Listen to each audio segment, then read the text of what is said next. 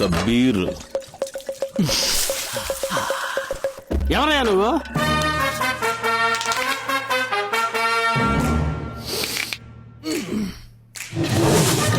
మత్స్యస్వామి, Kurmaswami, Varahaswami, Narasimhaswami, Vamanaswami, Parashuramaswami, deputy commissioner of police, Vijayawada city.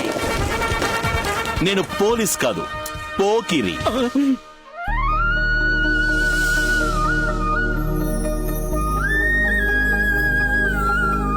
నేను భువనాన్ని మాట్లాడుతున్నాను. అరే మిర్చి పొడి.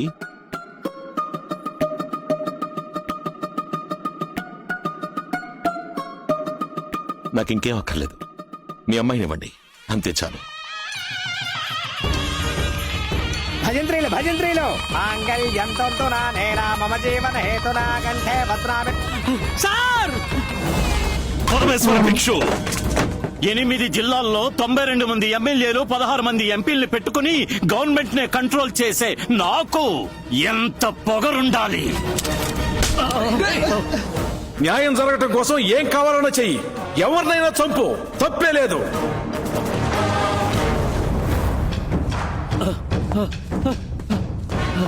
ధైర్యం ఉంటే నన్ను అరెస్ట్ చేయరా. నిన్ను అరెస్ట్ చేస్తే ప్రాణాలతో ఉన్న వాళ్ళకి ప్రమాదం. నువ్వు చచ్చిపోయావని తెలిస్తే త్యాగవని నీకు విగ్రహం పెట్టి దాని కింద 10 మంది పరమేశ్వర భిక్షులు తయారవుతారు. ఈ పాటికి విజయవాడ మొత్తం నువ్వు పారిపోయావని అనుకుంటూ ఉంటారు. నువ్వు ఈ స్వామికి భయపడి పారిపోయావనే పోలీస్ రికార్డ్స్ లో ఉండాలి.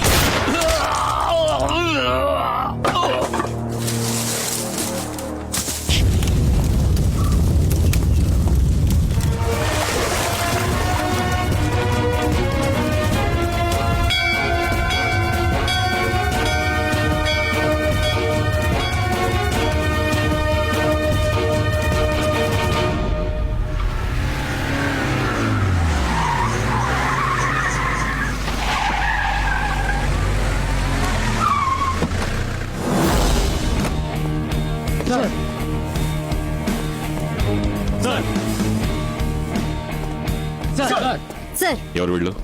వీళ్ళిద్దరూ ప్రేమించుకున్నారు సార్. అమ్మాయి అబ్బాయి వేరే కులాలకు చెందిన వాళ్ళు. అమ్మాయి తరపు వాళ్ళకి పెళ్లి ఇష్టం లేక వీళ్ళని బెదిరించారు.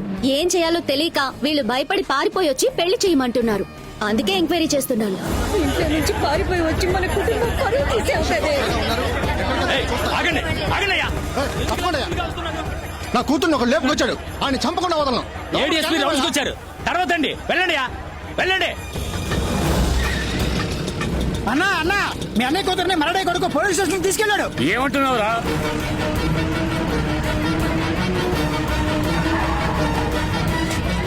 సార్, తప్పుకోండి అన్నా. ఏమైందన్నా? ఇలా చూడండి, వాళ్ళిద్దరు లవ్ చేసుకున్నారు. ఇద్దరు మేజర్స్. గొడవ చేయకుండా ఇక్కడి నుంచి వెళ్ళిపోండి. వసే పందికొక్కు, నీ కూతురు లేచిపోతే ఊరుకుంటావుటే? రే మున్సామి, మరి ఎక్కువ మాట్లాడద్దు. ఒరే హెడ్, నోరు మీరా, మర్యాదగా మాట్లాడబోయా, పెద్ద గొడవ అయిపోతుంది. కానిస్టేబుల్, నోరు మీరా. నేను తలుచుకున్నానంటే ఈ పోలీస్ స్టేషన్ నేను నేలమట్టం చేస్తాను. చూస్తావా? వెళ్ళి వాడిని లాక్ రండి రా. ఏయ్, ఆగండి. ఏయ్!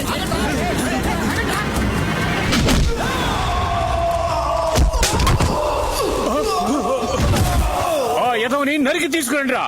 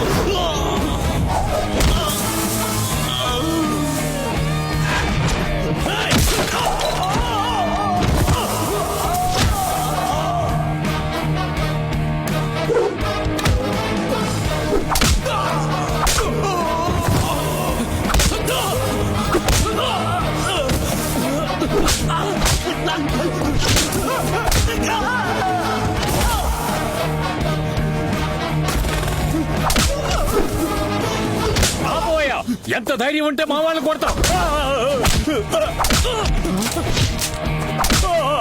ఆడవాళ్ళతో ఎలా మాట్లాడాలో మీ అమ్మ నేర్పించలా? పెద్దవాళ్ళతో ఎలా మాట్లాడాలో మీ అబ్బ నేర్పించలా? ఈయనెవరు? Head car. అయ్యా ఈవిడేమని పిలవాలి? సబ్ ఇన్స్పెక్టర్ అమ్మ. కట్టుకున్న భార్యనైనా రావే పోవే అని పిలవకూడదు. రామ్మా పోమా అని మర్యాదగానే పిలవాలి. అసహ్యం కలది మీకు? మిగతా కులం వాళ్ళని తక్కువగా చూస్తారా? నీచంగా అనిపించట్లా? ఒక కాలంలో మీకంటే ఎక్కువ కులం వాళ్ళు మిమ్మల్ని గుళ్ళోకి రాకూడదు, భుజాన టవల్ వేసుకోకూడదు అని బానిసలుగా ఉంచడం తప్పని 200 ఏళ్లుగా మీరు పోరాడారు కదా. ఇప్పుడు అదే తప్పు మీరు చేస్తున్నారు. వాళ్ళందరూ మారుతున్నారు. మీరెప్పుడు మారబోతారు? రండమ్మా. ఈ నిమిషంలోనే నేను వీళ్ళిద్దరికీ పెళ్లి చేసి పంపించగలను. కానీ మీ ప్రేమకు మర్యాద ఇచ్చి నా పనిచేయడం లేదు. ఓమా ఓమా, మీరు కూడా తన ప్రేమకు మర్యాద ఇచ్చి వాళ్ళకి పెళ్లి చేయండి. అలా కాదని వాడు చెప్పాడు వీడు చెప్పాడని ఏదైనా తప్పుగా ప్లాన్ చేశారో వెళ్ళండి, జరగాల్సింది చూడండి. సరేనయ్యా.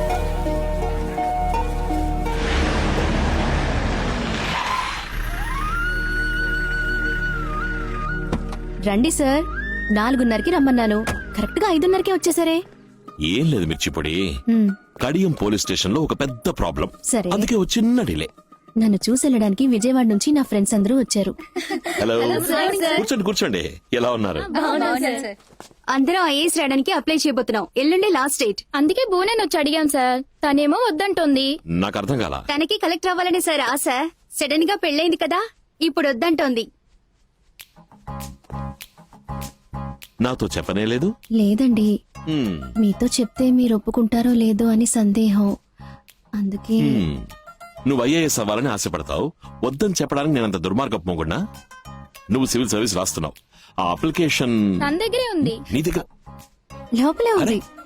సరే పో, వెళ్ళి తీసుకురా. థ్యాంక్స్ మామా. ఓకే భామా. ఏయ్ మిర్చిపొడి, జాగ్రత్త. ఏంటి భార్యను మిర్చిపొడని పిలుస్తున్నారు? తన మీద కోపం వచ్చినా ఆశ వచ్చినా మిర్చిపొడనే పిలుస్తాను. ఏది ఆశగా ఇంకోసారి పిలవండి ప్లీజ్. ఓయ్ మిర్చిపొడి. వస్తున్నానండి. 1 సంవత్సరం కావస్తోంది. అయ్యగారు ఏమయ్యారో తెలియటం లేదు. అయ్యగారు శ్రీలంకలో ఉన్న 2వ భార్యింటికే వెళ్ళుంటారు.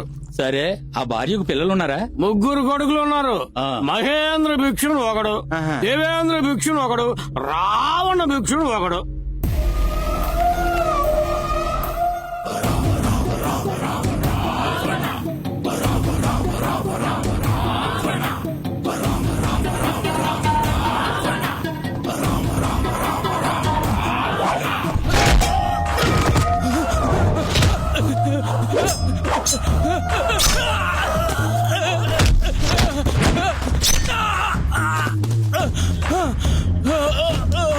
ఏమన్నావురా? మా నాన్న పారిపోయాడా? ఈ నోరే కదా మాటని.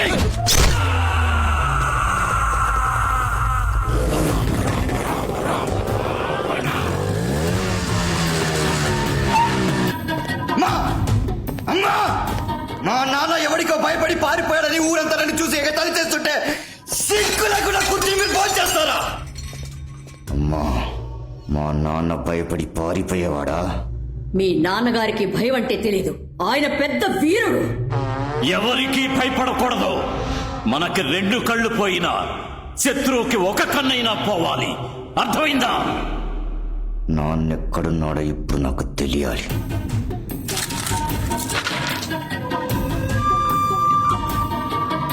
రావణ, ఇప్పుడు సమయం మనకి అనుకూలంగా లేదు. అక్కడేదో జరగరాని పని జరిగింది. నువ్వు వెంటనే విజయవాడకి వెళ్ళు. ఇప్పుడే వెళ్తాను.